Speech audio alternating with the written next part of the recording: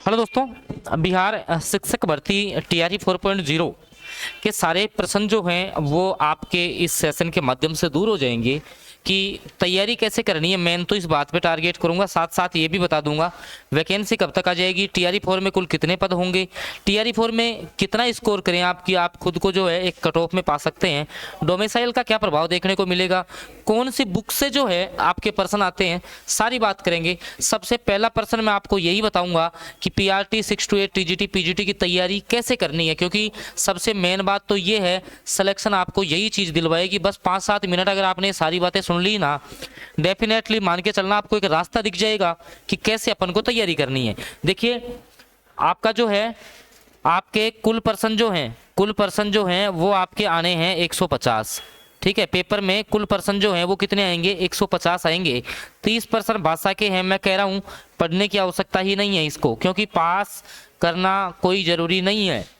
ठीक है, उसके बाद में 40 और 80 मेन खेल आपका यहाँ होगा, यहीं पे आपको टारगेट करना है। आप कहाँ से टारगेट करना है एक एक बात बताऊंगा, लास्ट में इन क्वेश्चंस के रिप्लाई भी आपको दे दूंगा। मतलब टीआरई 4.0 की पूरी जानकारी एक वीडियो से ही मिल जाएगी। सबसे पहले आ जाओ 40 क्वेश्चन जो आपके जी के जीएस के, उनको समझो पहले। देखो भाई 40% जो आपके जी के जीएस के आते हैं। देखिए सबसे पहले कि सर इनकी कोई एक स्पेशल बुक है क्या, तो मैं आपको कहूँगा ऐसी कोई भी बुक अवेलेबल नहीं है जिसमें से 40 में से 40 आपके पूरे सही हो जाएंगे। ऐसी कोई भी बुक मार्केट में उपलब्ध नहीं है।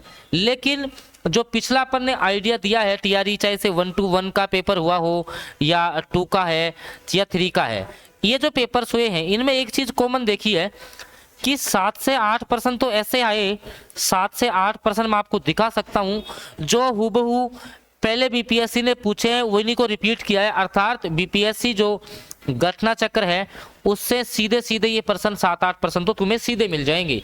दूसरा, आप अगर इनकी व्याख्या पढ़ लोगे तो भी 40 में से आप मान के चलना 20% गारंटी देता हूं, 20% तुम्हारे सही हो जाएंगे एक इस किताब से ही, अगर इसके अलावा नहीं पढ़ोगे तो। उसके अलावा आपको क्या क्या करना पड़ेगा, अगर मान लो अब इसमें अलग अलग पार्टों में डिवाइड आप सभी को पता है, बार बार मैं बताता भी रहता हूँ कि भाई जैसे 8% साइंस के आएंगे इसमें 40 में से, तो अब साइंस के लिए 9th और 10th की एनसीईआरटी साइंस पढ़ लो, 9th और 10th की आप एनसीईआरटी साइंस पढ़ लो। मैं कह रहा हूँ 8 में से 6% तुम्हें यहीं से मिल जाएंगी। ऐसे ही मैथ का सिनेरियो है। मैथ्स में आपको क्या करना है, जो आपके मैथ के 8 क्वेश्चन है उसमें आपको क्या करना है कि जो बीपीएससी ने आज तक प्रश्न पूछ रखे हैं ना, वो प्रश्न आप लगा के चले जाना। मुश्किल से आपके 201 प्रश्न है, वो 200 प्रश्न आप लगा करके चले जाओगे तो आराम से यहाँ से भी 6-7 आपके सही हो जाएंगे। ठीक है, उसके बाद में आपका जैसे आता है भारतीय राष्ट्रीय आंदोलन। अब आपका जो आईएनएम है, अगर मान लो भारतीय राष्ट्रीय आंदोलन के आपने नोट्स बना रखे हैं, ज्योग्राफी के अगर आपके नोट्स बना रखे हैं तो वहां से रिवाइज करो, वरना एनसीईआरटी सार संग्रह जो बुक आती है ना, वहां से इन सबको करना है। अगर यहाँ से आप नहीं कर पा रहे हो मान लो जीके जीएस, तो जीके जीएस के लिए मैं रणनीति आपको बता देता हूँ। हालांकि ये सब्जेक्ट के लिए भी है, ठीक है, जीके जीएस के लिए नहीं है, ये आपकी सब्जेक्ट के लिए भी है। इसमें हम क्या है कि जैसे जो टीआरई 4.0 के बच्चे हैं, चाहे से वो आपका पीआरटी का स्टूडेंट हो या 6 to 8 का हो, टीजीटी का हो या पीजीटी का, क्योंकि देखो पीआरटी में तो क्या है पूरा पेपर कॉमन होता है। तो भाई इनके लिए जैसे मान लो 40 मार्क्स का जो कॉमन पेपर आता है ना, उसके लिए एक नंबर दे रखा हूँ मैंने ऊपर। ठीक है, यहाँ इस पोस्टर में भी आपको दिख जाएगा ये नंबर 7424939386। इस पर व्हाट्सएप मैसेज करके हम क्या करते हैं, एक ग्रुप में जो है डेली रोजाना की आपको रोजाना जो है 3 से 4 पीडीएफ देते हैं, संडे को छोड़ करके 3 से 4 पीडीएफ रोजाना आती हैं। ये जो पीडीएफ है इनमें होते हैं एमसीक्यू के प्रश्न, एमसीक्यू आधारित प्रश्न होते हैं, ताकि उनसे जो है डेली बेसिस पे जो बच्चा है वो आराम से 150 से 200% रिवीजन कर ले। अब सोचो आप डेली के अगर मान लो 200% वो रिवीजन कर रहा है ना, तो एक महीने के 6000 प्रश्न हो जाते हैं एक महीने में। तो आपका आराम से 2 महीने में पूरा जीके जीएस क्लियर हो जाता है। और आप जो कोई भी पेपर आप देते हैं तो उसमें से 40 में से 30 आसपास आप लगभग सही कर लेते हैं। पहले भी हमने बच्चों को तैयारी करवाई है टीआरई 1 to 3 में, काफ़ी बच्चे सेलेक्ट भी हुए हैं। तो भाई जिसको कॉमन पेपर जिसका कमज़ोर है वो ये नंबर देख लेना मेरा, इस पर व्हाट्सएप पर मैसेज कर लेना, नंबर नीचे भी आ रहा है।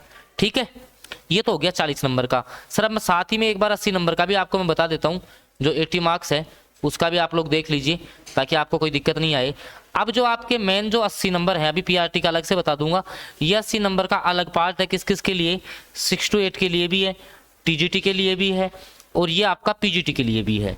अब आपको क्या करना है, देखो आप अगर मान लो कहीं से भी नोट्स वगैरह नहीं लेना चाहते, कोई कोचिंग नहीं करना चाहते, बेस्ट रहेगा आपको क्या करना है, मार्केट में एनसीईआरटी की किताबें हैं, जैसे मान लो 6 to 8 और टीजीटी को जो है ना वो 9वीं और 10वीं की एनसीईआरटी ज़्यादा पढ़नी पड़ेगी। बाकी टीजीटी वालों को तो 11th की पढ़नी है, और पीजीटी वाला कोई बच्चा है वो 11वीं और 12वीं की किताब पढ़ ले, 11th 12th की बुक्स पढ़ लेना एक एक चैप्टर, तो मैं कह रहा हूँ सब्जेक्ट का काफ़ी पोर्शन जो है वो तुम्हारे लिए इजी हो जाएगा 80 नंबर सब्जेक्ट के लिए। अब चूंकि जो पीआरटी के बच्चे हैं उनमें तो भाई जो 120 पूरे पर्सन है उसमें 16 मैथ के आएंगे, 16 आपके रीजनिंग के हैं, 24 के आसपास साइंस है, तो तुम्हारे लिए तो सारा पोर्शन खैर कॉमन है, लेकिन तुम्हें भी 10वीं क्लास तक की जो है ना वो एनसीईआरटी पढ़नी चाहिए मेरे हिसाब से। एनसीईआरटी खत्म हो जाती है, एससीईआरटी पढ़ लो, सार संग्रह वाली बुक्स पढ़ लो, ठीक है ना। अब हम लोग जो जैसे सब्जेक्ट जो बच्चों को तैयार करवाते हैं ना, जो मैंने पिछली भर्ती में तैयार करवाया था, हम सब्जेक्ट में क्या करते हैं कि जैसे मैंने कहा ना कि ग्रुप में अपनी स्टडी चलती है, मैं नंबर एक बार दे देता हूँ तुम्हें, आपको नंबर एक बार नोट कर लो आप, 7424939386 ये नंबर है, इस पर आप व्हाट्सएप पर मैसेज कर लेना, आप जो है व्हाट्सएप पर मैसेज कर लेना। अब हम क्या करते हैं कि हम जैसे हमने डिजाइन कर रखा है कि भाई एनसीईआरटी का जैसे मान लो एक चैप्टर है तो उस चैप्टर के हमने 100 एमसीक्यूज बना दिए, 100 एमसीक्यू फॉर्मेट में क्वेश्चन बना दिए, क्योंकि बच्चा है जो है वो एमसीक्यू से जल्दी तैयार करता है। तो अब मान लो आप अगर जैसे मान लो पीजीटी की आप तैयारी कर रहे हो, आप पीजीटी की मान लो कोई भी आपका सब्जेक्ट है, फिजिक्स केमिस्ट्री साइकोलॉजी जो भी है, एक एक चैप्टर के आप 100% लगा लोगे तो क्या उनसे बाहर कोई पर्सन जाता है? क्या नहीं जाता है। और आपको कोई 100 में से 100% नहीं करना है, 100% कभी भी आपके कट ऑफ नहीं जाती है, पीजीटी में तो बहुत कम जाती है, तो भाई आप आराम से कट ऑफ पार कर लोगे, डेफिनेटली तुम्हारा सिलेक्शन हो जाएगा। तो ये तो मैंने तैयारी की बात बता दी। हालांकि अब आप खुद से सेल्फ भी तैयारी कर सकते हैं, जिनको हमारे आधार पर तैयारी करना है तो नीचे नंबर आ रहा 7424939386, इस पर व्हाट्सएप मैसेज कर लेना जिनको तैयारी करनी है। तो तैयारी वाला तो आपका डाउट मैंने क्लियर कर दिया। अब दूसरा सबसे जो ज्यादा मैंने आपको बुक्स बता दी कौन सी बुक्स हैं, आपको एनसीईआरटी को फॉलो करना है, प्लस में एससीईआरटी आप पढ़ सकते हैं, आज साथ में घटना चक्र ले सकते हैं, ठीक है, ये किताबें तुम्हें पढ़नी है। अब सबसे बड़ा मुद्दा कि सर जो है वैकेंसी कब तक आ जाएगी, तो कुछ कहते हैं कि सर नहीं आएगी, मैं कह रहा हूं कि फरवरी माह में आपका फरवरी का जो आपका माह आएगा उसमें जो है विज्ञापन आपके सामने आएगा, ठीक है, फरवरी का जो माह आएगा उसमें वैकेंसीज का विज्ञापन आ जाएगा। देखो कुल पदों की स्थिति पर अभी संदेह है, लेकिन एक आइडिया आप मान लो 50,000 के आसपास तो पद आएंगे ही आएंगे, ठीक है, ज्यादा आएंगे तो बहुत अच्छी बात है, बाकी 50,000 से कम पद आपके नहीं आएंगे, इतने पद तो आपके आने ही आने हैं टीआरई 4.0 में। अब पीआरटी में अलग होंगे, इसका अलग से मैंने पूरा वीडियो भी दे रखा है, 6 to 8 में अलग होंगे, टीजीटी में अलग होंगे, पीजीटी में अलग होंगे, तो ये मैंने एक अलग वीडियो दे रखा है, उसमें आप जाकर के देखो। साथ ही सर डोमिसाइल का क्या प्रभाव पड़ेगा इस वैकेंसी में, तो बिल्कुल, क्योंकि डोमिसाइल के कारण से जो बिहार और जो अन्य राज्य हैं, भाई बिहार के तो लगभग 85% बच्चे सेलेक्ट होंगे और अन्य राज्य के कितने होंगे 15%, इसमें बिहार का यूआर भी शामिल है, तो इससे सीधा सीधा प्रभाव देखने को मिलेगा। एक तो 100 में से 85 सीटें बिहार के जो कैंडिडेट्स हैं उनको मिलेंगी, 15% अन्य राज्यों को मिलेंगी, जिसके कारण से भी जो सेफ स्कोर था तुम्हारा टीआरई 4.0 का वो प्रभावित होगा। सेफ स्कोर की बात ऐसे ही है कि टीआरई 3 से कम कट ऑफ नहीं जानी है आपकी, ठीक है, जो कैटेगरी है ना, कैटेगरियों की कट ऑफ थोड़ी कम चली जाएगी, बाकी इतनी कट ऑफ आपकी कम नहीं जाएगी। तो एक डेडिकेशन के साथ में तैयारी जो बच्चा करेगा ना वही इस भर्ती में सिलेक्शन ले सकता है, क्योंकि अब मैं बार शिक्षा विभाग में इतने पद खाली रहेंगे नहीं, दिल्ली इतनी बड़ी वैकेंसी जो है वो आपके सामने आएंगी नहीं, तो भाई जिसको तैयारी करनी है वो आराम से मैसेज कर लेना, खुद के आधार पे करते हो तो खुद के आधार पे तैयारी कर लो। बाकी अब वैकेंसीज में ज़्यादा समय जो है वो तुम्हें नहीं मिलेगा, तैयारी जो है अपने स्तर पे चालू कर दीजिए, थोड़ा टाइम आप बढ़ा दीजिए, ठीक है, क्योंकि रेस में जो वही बच्चा सफल होगा जो बाकी बच्चों से ज़्यादा नंबर लेकर के आएगा। तो ठीक है, तो आप लोग तैयारी चालू कर दीजिए अपनी, कोई दिक्कत परेशानी है तो आप कमेंट कर सकते हो। धन्यवाद।